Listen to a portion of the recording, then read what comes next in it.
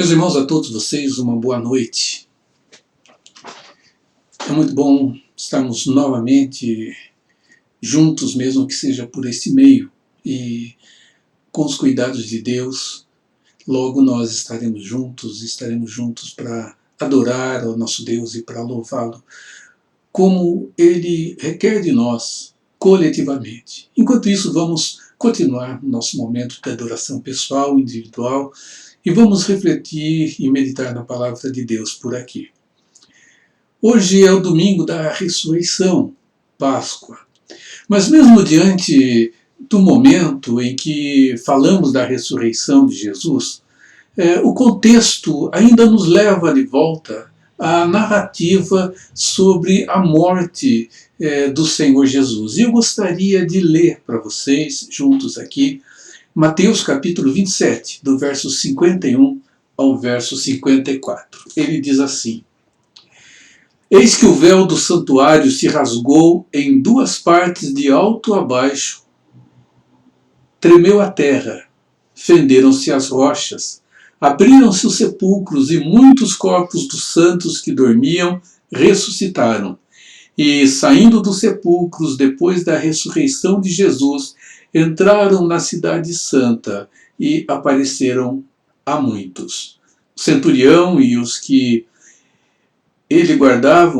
com ele guardavam a Jesus, vendo o terremoto e tudo o que se passava, ficaram possuídos de grande temor e disseram: verdadeiramente este era Filho de Deus.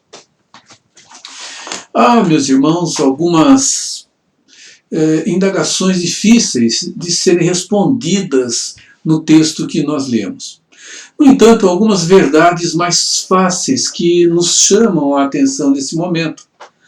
Há alguns elementos que podemos pensar do texto para um momento de reflexão, e é o que eu gostaria de fazer nesta noite. Uma reflexão sobre a morte de Jesus e o que ela representou a cada um de nós. Primeiro, quanto da morte de Jesus, o véu do santuário ele se rasga do alto a baixo.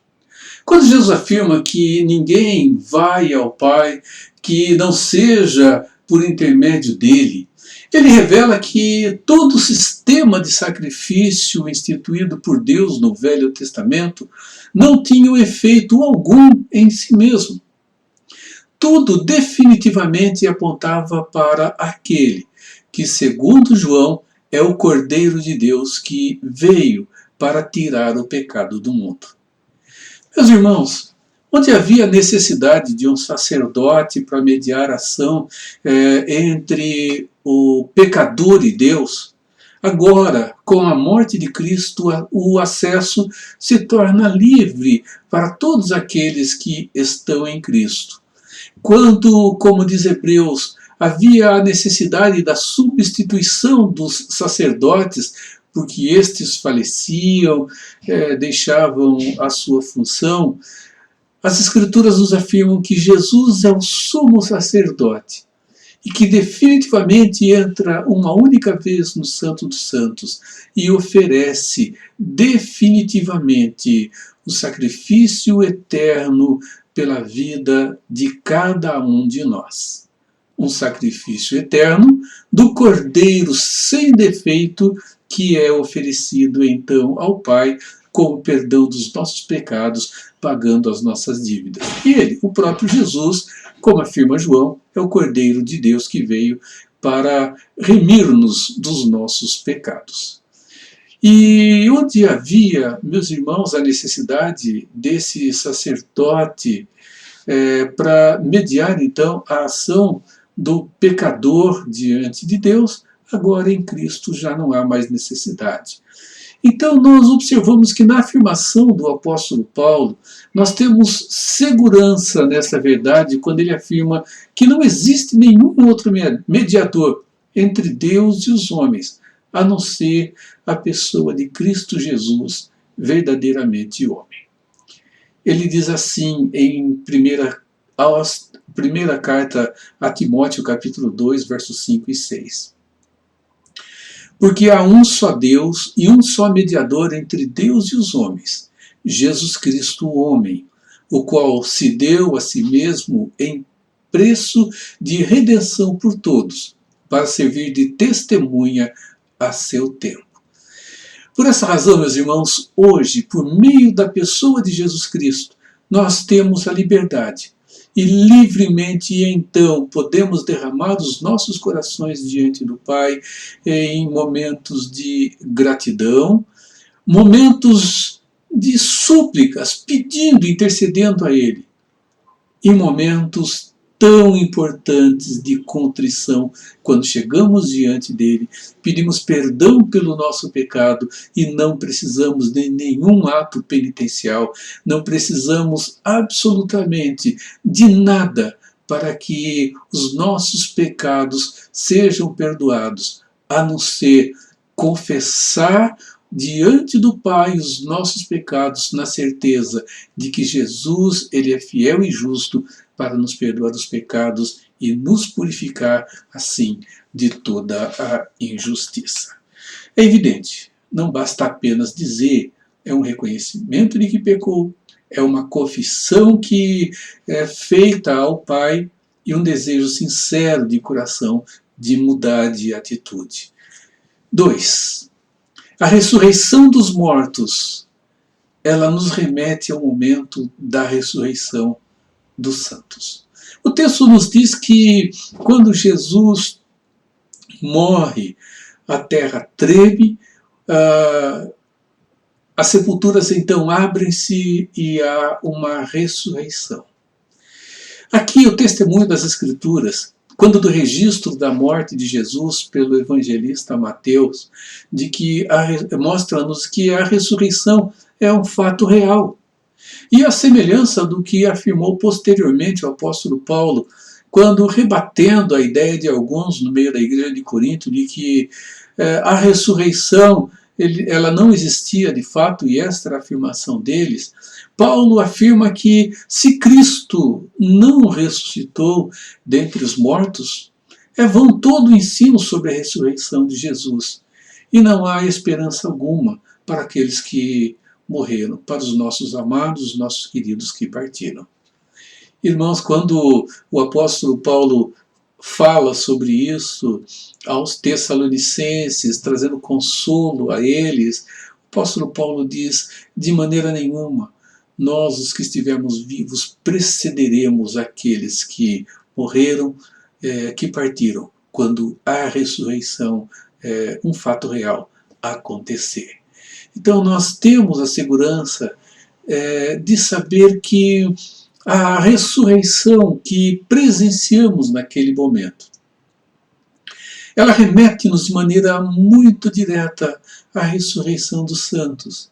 E, meus irmãos, este fato, ele vem assegurado, mostrando que a ressurreição de Jesus foi a primícia de todos aqueles que haverão também de ressuscitar. Ele foi o primeiro.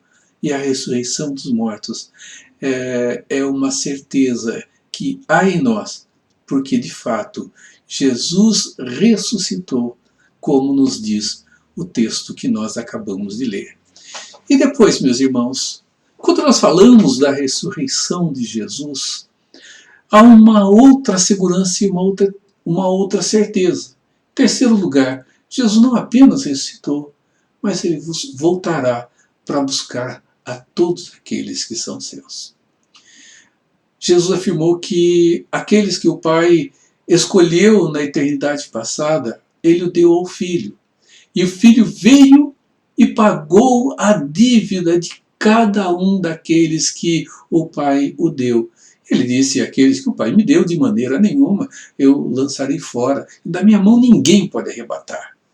Então, alguns conceitos que há por aí de que Satanás pode arrebatar um crente, um verdadeiro salvo das mãos de Jesus e lançá-lo ao inferno, é uma configuração de pensamento completamente equivocada. Primeiro, Satanás não tem poder sobre a alma de ninguém. Segundo, A condenação ou a salvação não depende absolutamente de uma decisão em que agora, longe de Cristo e sem o fato e o ato de termos sido regenerados e nascermos de novo, se fazer presente em nossas próprias vidas. Então, meus irmãos, dentro do conhecimento que nós temos dos relatos bíblicos, a ressurreição de Jesus ela não encerra a história da redenção dos escolhidos de Deus. Não, ela não para ali. Jesus afirmou que depois da sua ressurreição, ele voltaria para o céu, de onde ele veio, e estaria preparando um lugar para todos aqueles que são seus. E quando terminasse, ele voltaria para buscá-los. Isso foi o que aconteceu. Ele foi para o céu e temos a segurança de que ele está construindo nossa morada eterna. A volta de Jesus encerrará então todo esse processo, quando os mortos haverão de ressurgir, quando a terra sofrerá a renovação dita pelas Escrituras, quando os vivos forem glorificados e quando acontecer o grande julgamento. Quando aqueles que, por quem Cristo veio para pagar a dívida contraída em Adão através da sua morte da cruz, for instalado nas moradas eternas, nesse novo céu que as Escrituras nos referem, e essa nova terra que nos abrigará junto com a morada santa preparada pelo Senhor. E os ímpios, eles também, da mesma forma, nesse momento do julgamento e do grande julgamento, como é assim chamado, serão definitivamente instalados na sua morada eterna. A morada eterna do justo e a morada eterna também do ímpio. E esta morada eterna é o lugar onde Deus estará fazendo com que aqueles que ali escolheram estar, porque assim as Escrituras nos dizem, porque a sua vontade sempre foi uma vontade contra a vontade de Deus. E assim era a nossa vontade até que Deus a mudasse. E ali eles estarão sentindo, porque Deus fará sentir ali a sua interminável ira. A mesma que veio sobre Jesus naquela cruz, no lugar de cada um de nós. Meus irmãos, tudo isto exclusivamente para a honra e a glória do Deus Todo-Poderoso, o Deus soberano, o Deus que é Senhor sobre tudo aquilo que Ele mesmo criou. Desta forma, meus amados irmãos, vamos nos lembrar nesse dia da ressurreição que tudo começa ali, quando Jesus morre e leva-nos agora diretamente à presença do Pai, quando pela sua morte, pelo seu sangue derramado, o véu se rasga do alto a baixo e passamos a ter acesso a Ele. Depois, meus irmãos, na segurança de saber que a ressurreição de Jesus é o princípio e a segurança de que todos aqueles que partiram em Cristo estarão de volta e serão eles mesmos. A sua parte não física que está com Deus se unirá à parte física que está na sepultura. Voltará cada um a ser ele mesmo e agora com o seu corpo plenamente, definitivamente glorificado. E é bom sabermos, meus irmãos, que em um terceiro lugar, não somente isto, mas que Jesus gloriosamente virá do alto dos céus e virá para tomar todos aqueles que são seus filhos, os filhos de Deus, para que com Ele caminhemos por toda a eternidade e estabelecerá juízo sobre todos, condenando aqueles que em Adão continuaram rebelados contra o Deus Todo-Poderoso. Meus irmãos, a Ele, pois, a glória, hoje e por toda a eternidade, pelos séculos dos séculos. Amém. Baixe sua cabeça comigo e ore nesse instante. Amado e grandioso Deus, muito obrigado, Senhor. O teu grande amor para conosco trouxe-nos sentido autêntico de vida. Senhor, hoje nós temos a certeza de que a vida eterna está presente conosco. Não uma vida que não acaba, Pai, porque, segundo a tua palavra, os ímpios também viverão por toda a eternidade. Enquanto os teus filhos viverão contigo em gozo, bondade, desfrutando do teu amor e da alegria da tua presença, Senhor. Os ímpios estarão atormentados pela presença do Senhor, manifestando ali a totalidade da tua ira, Pai.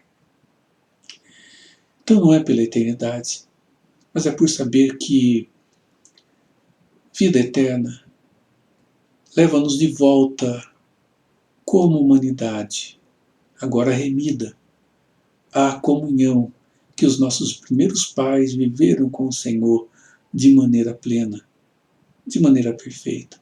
E que agora, Senhor, em Cristo também poderá ser e será vivida por nós de maneira plena quando da volta do teu Filho amado. Obrigado porque hoje nós temos acesso à presença do Senhor e podemos orar como estamos fazendo. Tudo isso na mediação de Cristo que está em nós. E obrigado, Senhor, porque os nossos amados ressuscitarão. E nós, Senhor, partindo daqui, estaremos com o Senhor de maneira direta. E, Senhor, temos segurança que também haverá ressurreição de cada um de nós, dos nossos corpos. E seremos nós novamente. Tudo porque há a certeza de que na volta de Jesus todos haverão de ressuscitar. Alguns para a vida eterna, outros para a perdição eterna. Senhor, que seja um momento de reflexão para cada um de nós.